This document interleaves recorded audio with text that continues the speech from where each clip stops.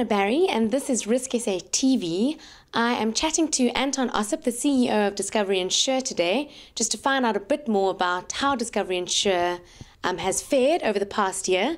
And before we start, I think it's appropriate for me to wish Discovery Insure a happy birthday, because it's been nearly a year since you've been in the market, and we'd like to say congrats. The impression we get is that you've managed to take Discovery Insure to where it needs to be. Can you give our viewers, just in a nutshell, a brief idea about the kind of performance data you've gathered over the past year? Thanks, Hannah. Firstly, thanks for the birthday wishes. We're quite excited about reaching the one-year milestone. The data that we derive in, the data that we're getting, is really powerful behavioural data. We receive data from every single journey that our clients undertake. We receive it every single day, and it's really gigabytes and gigabytes of data that we receive daily. The total amount, I couldn't even guess to tell you how much it is in computer memory terms, but certainly it's about over 100 million kilometers of driver data.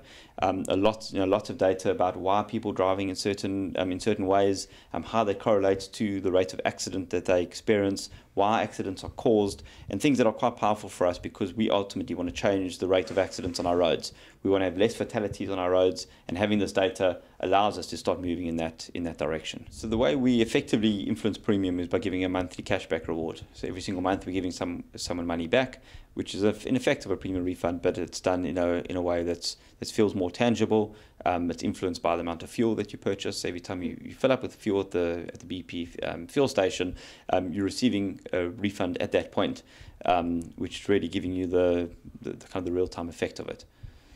Okay, and we've heard some very interesting information about what you've observed on driver behavior, particularly when it comes to golfers. And I'm sure since the whole insurance industry plays golf, I'm sure our viewers will be very interested to hear what you found out about people who play golf. So firstly, I'm a golfer as well, and that was really a humorous kind of data piece that we picked up, where the key is that we are able to extract a lot of information about our client base. We know a lot about them, and what we're trying to do is we're trying to understand what is the perfect client, what does a perfect client look like, what does a good risk look like, and what type of behaviours do they exhibit. The particular one in golf has showed that golfers were about 6% worse drivers than non-golfers. You can read into it how you wish in terms of working out why that's the case, but it's more really just about proving the point in terms of using data, and that's what the insurers do, and insurance companies would all want to have the best possible data and use it properly. I mean, in order to build proper models or risk rating models, you need good data. Can't do one without the other. Just on sort of what next for Discovery Insure? Obviously, you have been successful, and have said you've achieved your goals. So what's next? So we remain focused on the personal lines industry, individuals. We are working on a number of innovations and product changes. As we've got to know the product over the past year, we've seen things that work, things that don't work, and obviously we'll continue to change the product and evolve it to improve the experience that people have. To give better and better rewards for good driving behaviour is one of the critical things that we remain focused on. But we're not looking to move outside of that that initial sort of focus area at this point. And in terms of just the marketing of your product, I mean, what market are you wanting to? Are you wanting to enter new markets, or because the insurance pie is only so big at the moment? So where do you see yourself going in terms of growing into new markets or existing markets? So I mean, certainly we'd like to play a role together with the rest of the industry to bring more people into the insurance net. One of the big problems with insurance is the number of people that are not insured, creating ultimately a burden on those insured to pay for claims that they otherwise would have been able to recover. So we'd like to bring more and more people into that net, and hopefully we can play a part in doing that. A lot of those are good drivers, and we'd like them to be able to have insurance and have it as a cost-effective at a cost-effective premium. Do you think that brokers play a role in this expansion? As you know, RISKSATV is all about the broker.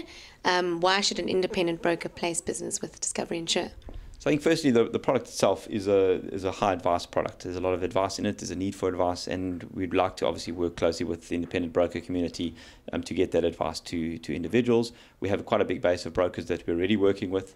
More and more brokers that we're getting to see every single day, taking them through the product, making sure they're comfortable with it, and also we learn a lot in terms of just how we should constantly improve the product and make it more and more attractive. So we've got a big growing book of business from independent brokers, and we're looking to grow that over time.